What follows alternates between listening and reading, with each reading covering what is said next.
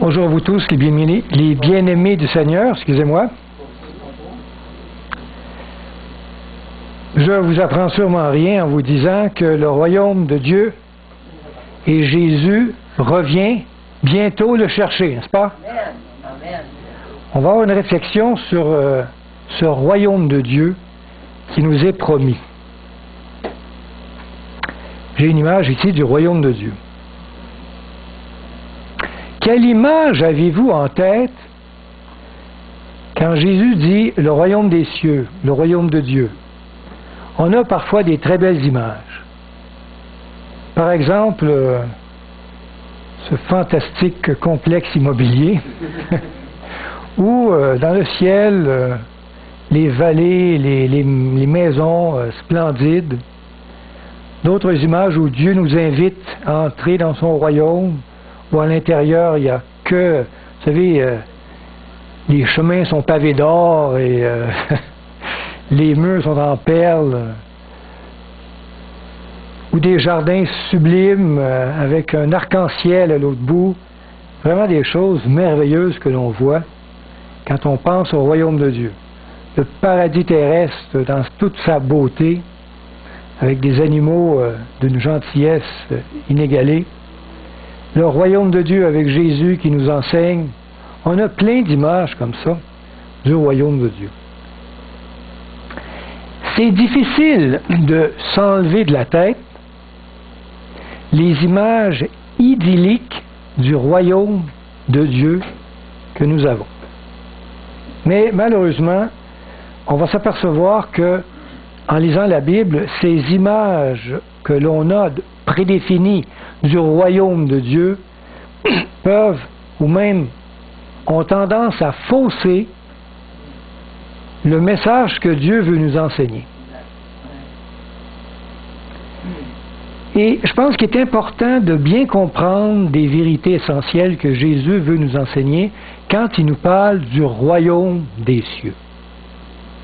Et d'avoir en tête la bonne perspective du royaume des cieux serait, je pense, important de notre jour, parce que si on n'a pas une bonne image du royaume des cieux, on risque de ne pas avoir une bonne compréhension des enseignements de Jésus. Prenons un exemple, et l'exemple, c'est le texte que nous avons lu dans Matthieu 13, et plus particulièrement le verset 24, où il est dit, « Il leur proposa une autre parabole, et il dit, « Le royaume des cieux est semblable à un homme qui a semé une bonne semence dans son champ, mais pendant que les gens dormaient, son ennemi vint, sema de l'ivraie parmi le blé et s'en alla. » Et Jésus utilise le terme « le royaume des cieux ». Mais quand il utilise ce terme, le royaume des cieux, on a en tête toutes les images idylliques que l'on a du royaume des cieux à venir promis par Dieu.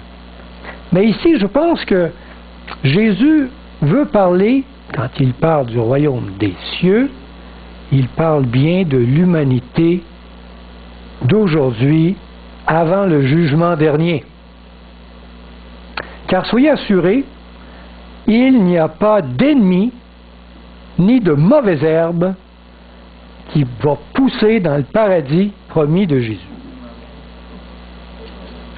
Ici, dans ce texte, le royaume des cieux ne représente pas le ciel après que le péché a été purifié de l'univers, mais il représente bien l'humanité d'aujourd'hui avec des hommes bons, des hommes mauvais avant le retour de Jésus. Mais pourtant, Jésus utilise le terme « le royaume des cieux est semblable à ». Prenons un autre exemple. Vous savez, la première fois que j'ai lu ce texte, je trouvais ça bizarre que dans le royaume des cieux, il y avait un ennemi qui avait semé la mauvaise herbe. Et que Jésus voulait plutôt dire que le royaume des cieux, c'est le royaume de Dieu au complet dans tout l'univers. Prenons un autre exemple dans Matthieu 5, 19, donc un peu avant. où il est marqué « Celui donc qui supprimera un de ses plus petits commandements et qui enseignera aux hommes à faire de même, sera appelé le plus petit dans le royaume des cieux. Mais celui qui les observera et qui enseignera à les observer, celui-là sera appelé grand dans le royaume des cieux. » Vous savez, la première fois que j'ai lu ce texte, j'ai dit, ah, c'est bizarre, ça, celui même qui enseigne des choses, il va être dans le royaume des cieux. Le plus petit, mais il va être au ciel. Mais Jésus ne veut pas dire ça du tout. Jésus a utilisé le terme royaume des cieux dans le texte, dans son enseignement sur l'importance du respect des 10 commandements. Mais ici, le royaume des cieux représente tout l'univers, comprenant même les êtres maléfiques. Car le plus petit dans le royaume des cieux qui ose supprimer un commandement de Dieu est le plus misérable de tout l'univers. Et soyez assurés, il n'y a pas de place pour lui dans le paradis que Dieu va instaurer. Il est important de comprendre que dans la Bible, l'expression le royaume de Dieu ou le royaume des cieux ne représente pas toujours le ciel ou le paradis promis. Très souvent, il représente notre monde actuel avec des hommes bons et des hommes méchants. Et Jésus utilise ce terme, le royaume des cieux. Maintenant que vous avez compris ça, on a vu ça dans ces deux textes, on peut maintenant mieux comprendre d'autres textes plus difficiles où Jésus utilise le terme le royaume des cieux et saisir son enseignement de façon plus juste. Maintenant, voyons un texte dans son bon sens. On va aller dans Luc, chapitre 12, verset 29. Luc 12, 29. C'est marqué, « Et vous ne cherchez pas ce que vous mangerez et ce que vous boirez. Et ne soyez pas inquiets, car toutes ces choses, ce sont les païens du monde qui les recherchent. Votre Père sait que vous en avez besoin. Cherchez plutôt le royaume de Dieu, et toutes ces choses vous seront données par-dessus. Ne craignez point, petit troupeau, car votre Père a trouvé bon de vous donner le royaume de Dieu. »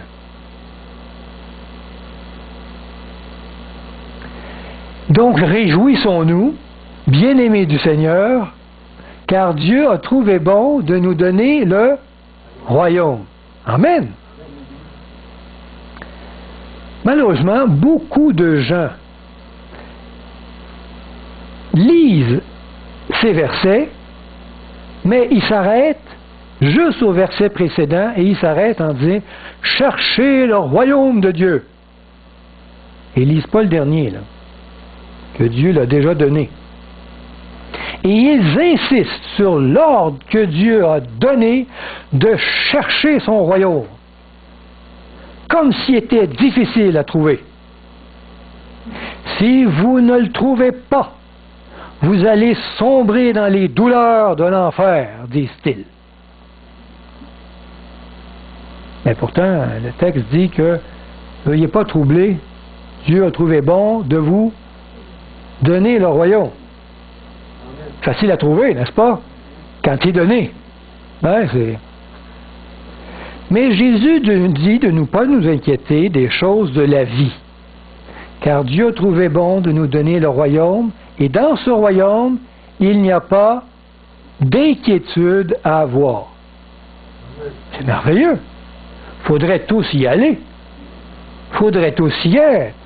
On n'a plus besoin de se préoccuper ni du manger, ni du boire. Entrons dans le royaume de Dieu. Mais où est-ce qu'il se trouve? Ça serait bon de savoir où est-ce qu'il se trouve.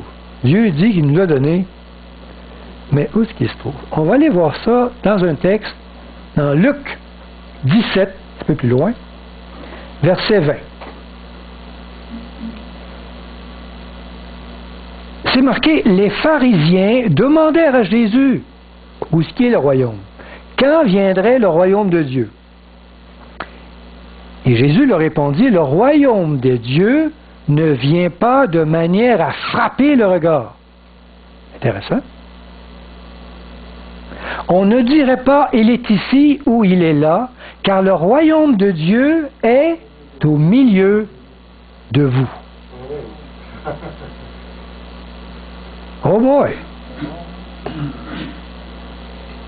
Jésus est venu nous apporter le royaume de Dieu. Et le royaume de Dieu, c'est Jésus-Christ au milieu de nous. Le royaume de Dieu est déjà ici même, sur terre, en Jésus-Christ. Et nous pouvons y entrer n'importe quand. Amen. Nous n'avons pas à le chercher dans le futur ou dans un autre lieu.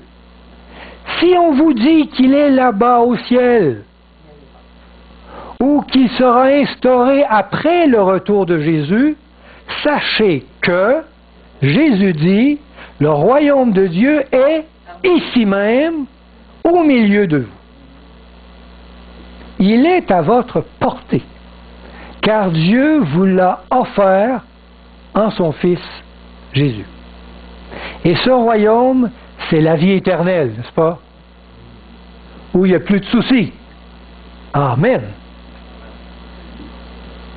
C'est son don d'aller au ciel pour l'obtenir. Ou de vouloir aller au ciel. Vivre en communion avec le Christ ici même, sur terre, c'est cela, vivre dans le royaume de Dieu. Amen. L'univers tout entier attend, avec des soupirs, de voir en action la grandeur du royaume de Dieu s'établir dans cette humanité pécheresse que nous sommes. Ici même. Ils veulent voir ça s'établir. Ils veulent voir dans l'humanité ici le royaume de Dieu en action. Et vous savez, Jésus priait pour ça. Et vous la connaissez, sa prière. Je suis certain que vous la connaissez par cœur. On peut la lire dans Matthieu 6, verset 10. Donc on revient à Matthieu, la prière du Notre Père. Jésus disait, « Notre Père qui est aux cieux, que ton nom soit sanctifié, que ton règne vienne. » Ça veut dire que ton royaume vienne. Que ta volonté soit faite sur la terre comme au ciel. Amen. La prière de Jésus est que l'on puisse voir ici même, dans notre humanité déchue, notre humanité troublée par le péché, ici même le nom de Dieu sanctifié. Que ton nom soit sanctifié. La prière de Jésus est que le royaume de Dieu s'établisse ici, sur la terre, et que son règne vienne, et que l'on peut voir sa volonté en action dans le ciel, la volonté, et que nous puissions la voir aussi sur la terre, en action ici même. Amen. Le désir de Jésus est que cela se réalise avant son retour. Que ta volonté vienne, là, c'est pas lui qui revient, là, ça devrait se réaliser avant son retour. Il est maintenant temps pour nous, d'entrer dans la réalisation de la prière de Jésus et de comprendre où est son royaume. Donc, on veut entrer dans son royaume. On fait ça comment? Entrer dans son royaume. Bon, il est ici, il est parmi nous. Il y a un texte qui nous le dit de façon assez claire. On va lire ça dans Jean 3. Au début, donc, quand il parle à Nicodème. C'est marqué dans Jean 3, verset 3. Jésus lui répondit à Nicodème, « En vérité, je te le dis, si un homme ne naît de nouveau, il ne peut voir le royaume de Dieu. » Intéressant. Dès que nous nous abandonnons dans l'action du Saint-Esprit et devenons ainsi une nouvelle personne, nous entrons dans le royaume de Dieu. Satan nous fait croire que nous devons attendre que Jésus revienne nous chercher pour entrer dans son royaume. Mais c'est faux.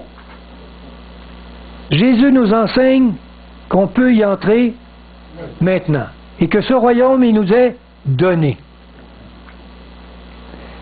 Les portes de son royaume sont déjà ouvertes et Jésus nous invite à y entrer dès maintenant afin de nous purifier à son image et de terminer les noces de l'agneau qui sont déjà commencées.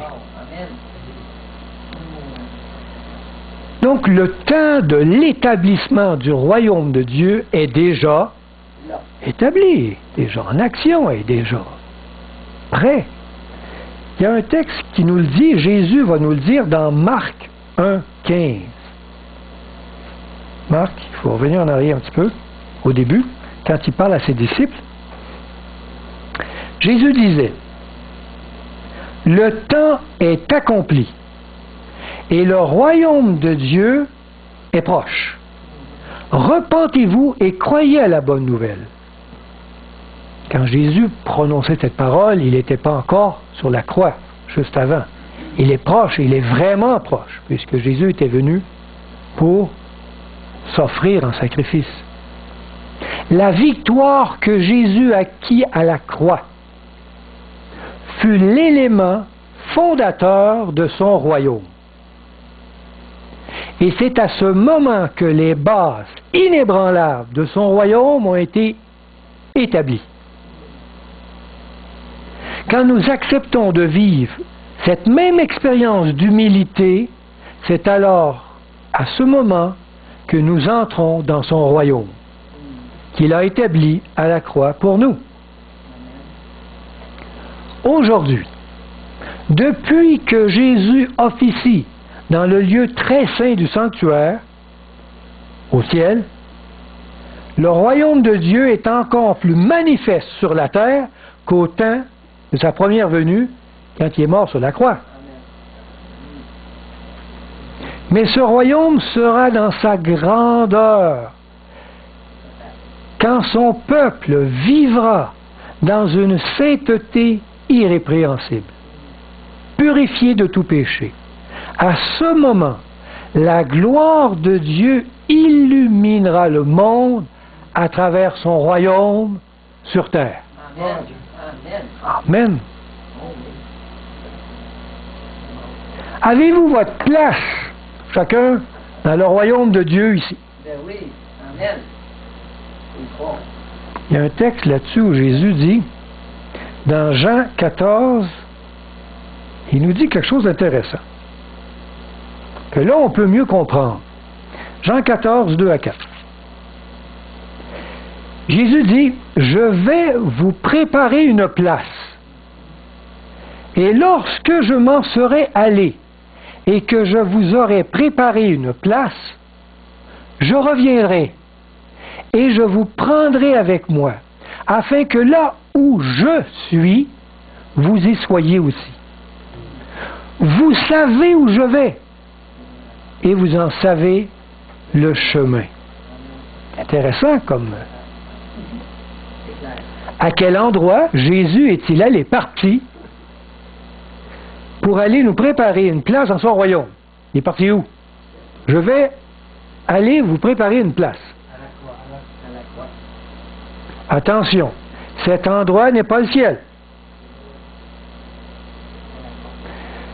Comme on vous l'a souvent fait croire. Cet endroit, c'est ici même, sur terre. Cet endroit, c'est sur la croix.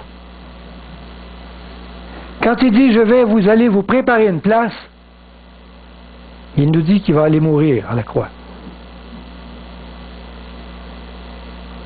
Auriez-vous une place au ciel si Jésus n'était pas mort à la croix? Non. Personne n'aurait sa place. Cette place, il nous la prépare en mourant en sacrifice pour le pardon de tous nos péchés. Et quand ce geste est fait, de la mort, du sacrifice, du don de sa vie, vous avez tous eu une place au ciel. De cette manière, il nous a construit une place dans la vie éternelle. Bon, c'est vrai que Jésus était un très bon charpentier, hein, comme son père Joseph. On dit ça dans la Bible, il était charpentier. OK, il est bon pour construire des maisons, mais ce n'est pas comme entrepreneur dans la construction que Jésus est allé nous préparer une place au ciel. C'est en mourant sur la croix. Quand Jésus dit « Je vais vous préparer une place », il parle de sa mort sur la croix. Et quand il dit « Et lorsque je m'en serai allé », il est allé sur la croix à mourir. C'est là qu'il allait. Et si vous lisez les versets précédents, il parle de sa mort sur la croix. Et quand il dit et que je vous aurai préparé une place, je reviendrai. Il parle de quoi, vous croyez? Non, il parle de sa résurrection. Et quand il va revenir de quoi? De sa mort. Vous savez, si Jésus n'était pas ressuscité, s'il ne serait pas revenu, on aurait des sérieux problèmes. On aurait des sérieux problèmes. On n'aurait pas de place au ciel. Et lorsqu'il serait revenu de la mort, par sa résurrection, nous avons tous accès maintenant au ciel. En sa résurrection. Quand il dit « afin que là où je suis », il ne dit pas « afin que là où je vais être » un jour au ciel. Et il était où quand il dit ça? Afin que là où je suis. Sur la croix. Il était où? Sur la croix. Sur terre. Ben, il était là sur terre, en tout cas. Oui, sur la croix. La croix est sur terre.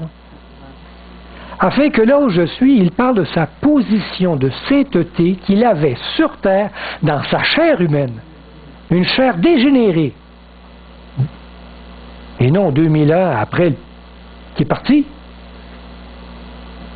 Quand il dit afin que là où je suis, vous le soyez aussi.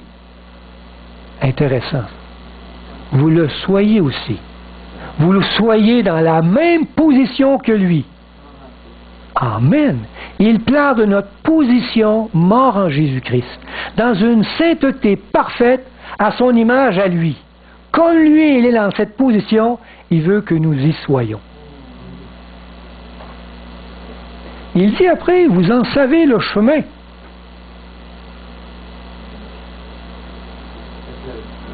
Vous savez comment aller au ciel? Ben là, allez-y. Il n'y a pas personne qui est capable d'y aller. On va attendre Jésus, hein, pas grave. Mais vous savez le chemin de ce qu'il parle ici. Et ça, vous êtes capable.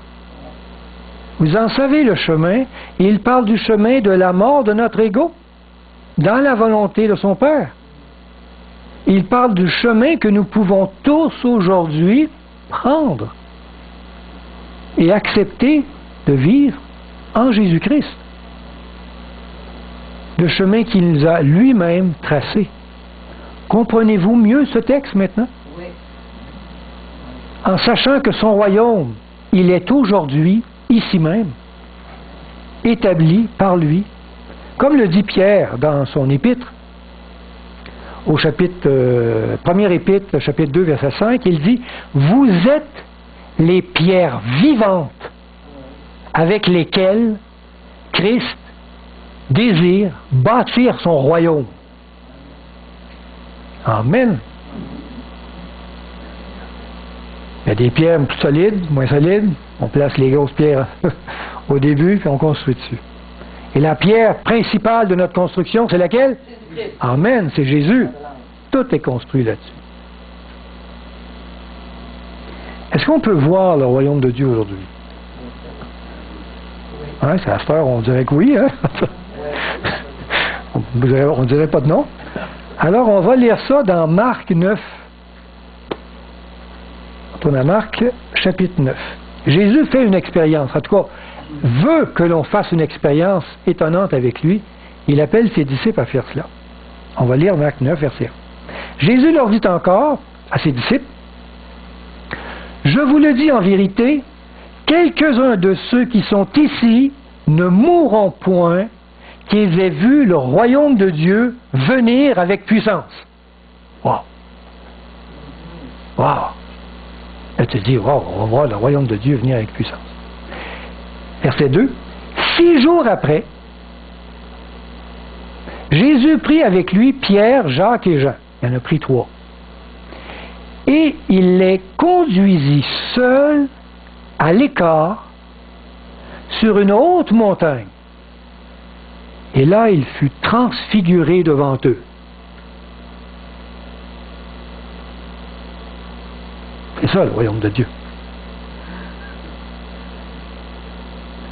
Ses vêtements devinrent resplendissants et d'une telle blancheur qu'il n'est pas de foulon sur terre qui puisse blanchir ainsi. Le royaume de Dieu, c'est que tu deviens blanc. Et là, verset 4, Élie et Moïse leur apparurent aussi et s'entretenèrent avec Jésus.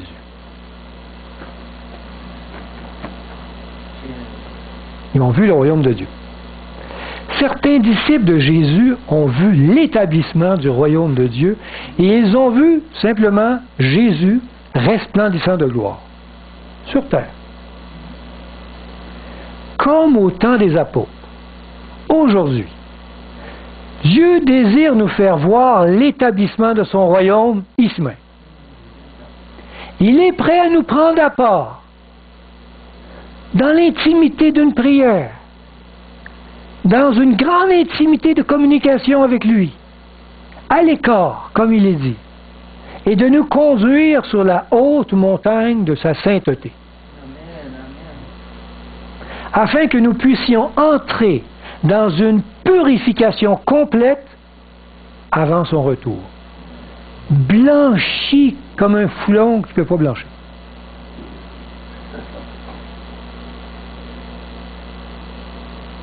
Et à ce moment, tous verront le peuple de Dieu brillant ou resplendissant d'une gloire, n'est-ce pas? Quand tous les gens de son peuple vont être d'une brillance spirituelle qui va être quasiment aveugler ceux qui vont nous regarder. Je vais vous lister un texte de 1 Jean 3,2, il dit « Bien-aimés, nous sommes maintenant enfants de Dieu, et ce que nous serons n'a pas encore été manifesté.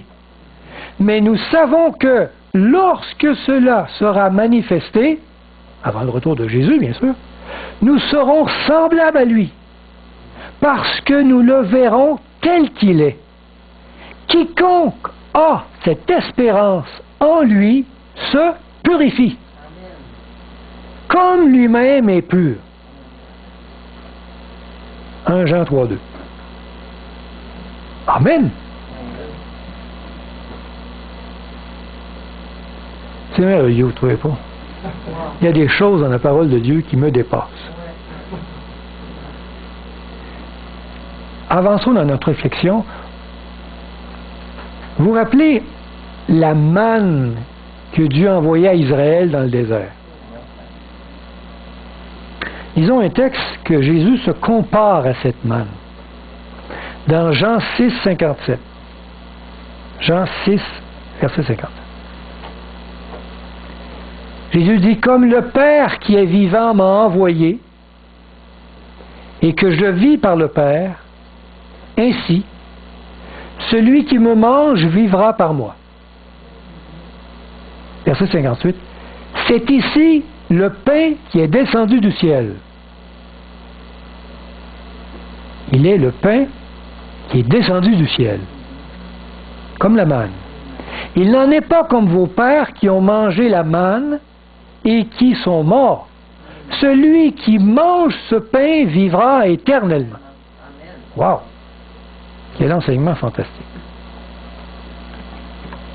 Jésus nous demande de nous nourrir de lui. Bon, on va le manger. De ce qu'il est lui, c'est-à-dire de vivre de son esprit, n'est-ce pas? Et de ne faire un qu'avec lui. Que tout ce qui nous anime, qui nous fait vivre, l'énergie, vienne de lui. Il désire que cette unité parfaite de communion avec lui se réalise. Une communion. On le mange.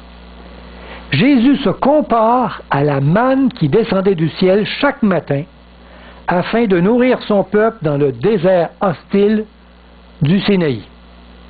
La seule nourriture que le peuple de Dieu avait pour se nourrir avant l'entrée dans la terre promise, c'était de la manne.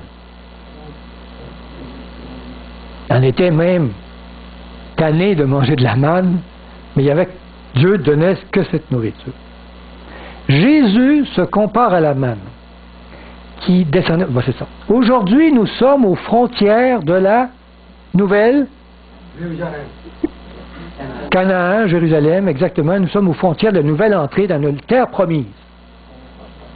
Et je crois que Dieu nous demande de nous nourrir de la seule nourriture convenable, parole de Dieu, Jésus-Christ.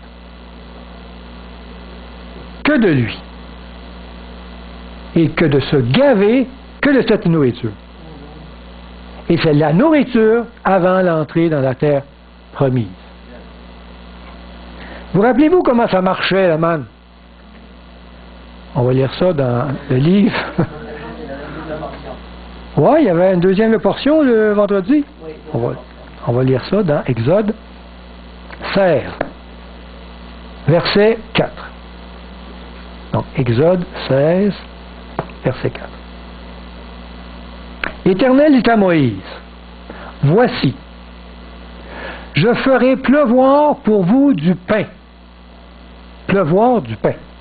Du haut des cieux. Le peuple sortira et en ramassera jour par jour la quantité nécessaire afin que je le mette à l'épreuve. Et que je vois s'il marche ou non selon ma loi. C'est bizarre que le pain descendu du ciel, c'était une épreuve. Intéressant. Verset 5. Le 6e jour, lorsqu'ils prépareront ce qu'ils auront apporté, ils en trouveront le double de ce qu'ils ramassaient jour par jour. Intéressant, c'est comme ça que ça marchait la manne.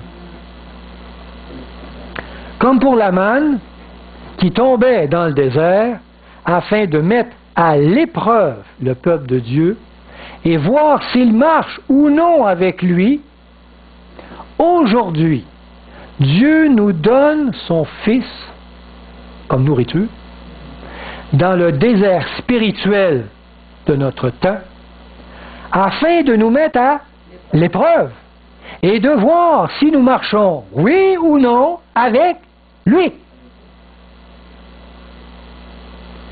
Chaque jour, nous devons nous alimenter de la seule nourriture convenable qu'est Jésus-Christ. Mais le 6e jour, qu'est-ce qui arrive?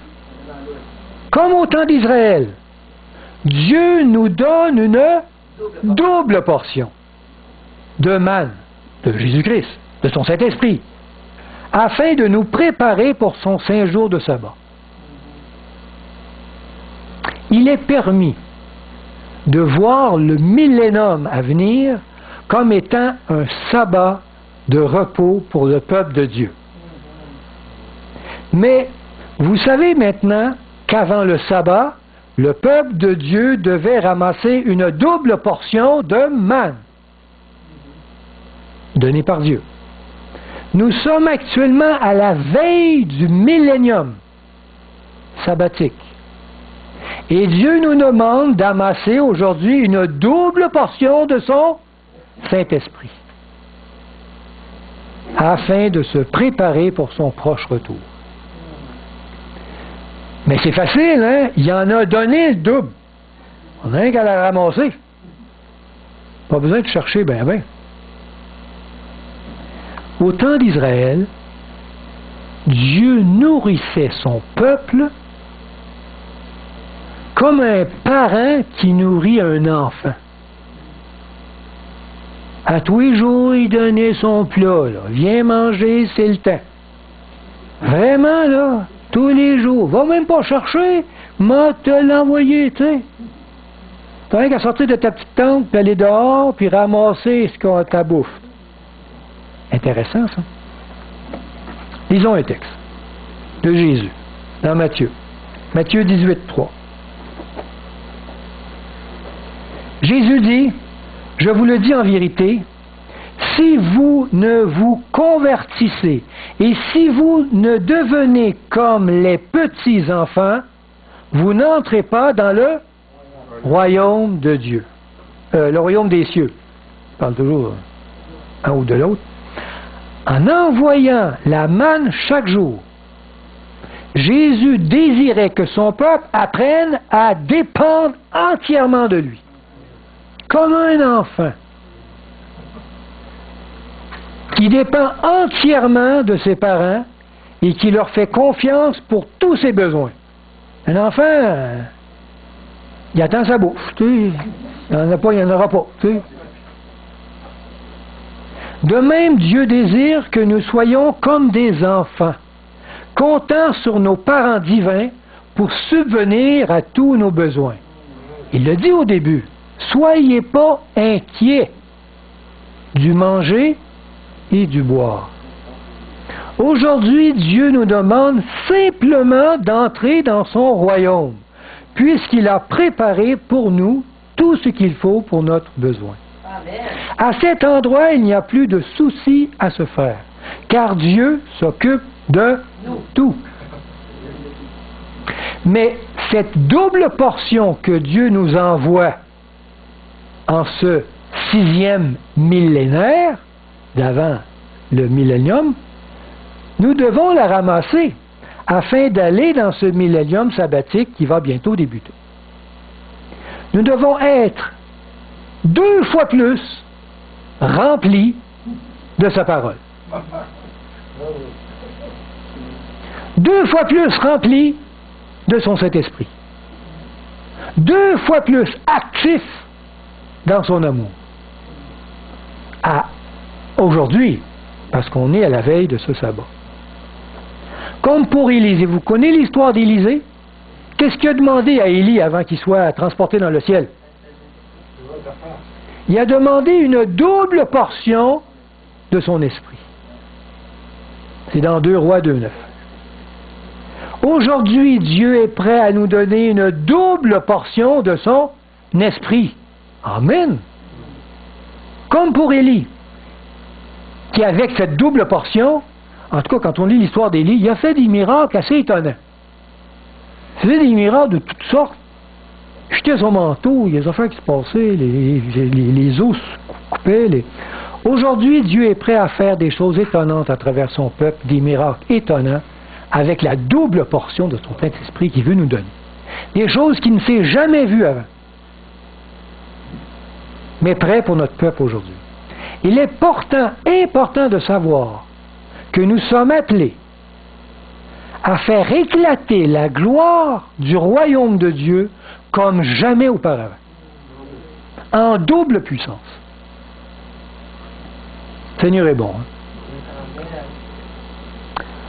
Concluons. Concluons cette méditation sur le royaume des cieux. Je suis sûr que vous allez maintenant lire l'Évangile de façon différente. Relisons le texte au début qui a un nouveau sens maintenant, ce texte. Dans Luc 12, versets 29 à 32. Et vous, ne cherchez pas ce que vous mangerez et ce que vous boirez, et ne soyez pas inquiets, car toutes ces choses, ce sont les païens du monde qui les recherchent. Votre Père sait que vous en avez besoin. Cherchez plutôt le royaume de Dieu, ici même maintenant, entrez-y. Et toutes ces choses vous seront données par-dessus. Amen. Ne crains point, petit troupeau, car votre Père a trouvé bon de vous donner le royaume. Amen. Réjouissons-nous, bien-aimés du Seigneur. Dieu a trouvé bon de nous donner le royaume. Amen. Et on n'a plus de soucis à se faire. Amen. La vérité présente, c'est que le royaume de Dieu est déjà ici en Jésus-Christ et que vous pouvez y entrer dès maintenant. Vous n'avez pas à le chercher dans un autre temps ou dans un autre lieu. Amen. Je prie que cette vérité vous fasse grandir en Jésus-Christ. Car plus vous vous immergez dans la vérité parfaite, plus vous allez croître dans la perfection du Christ pour la gloire de son royaume. Amen. Que Dieu vous bénisse.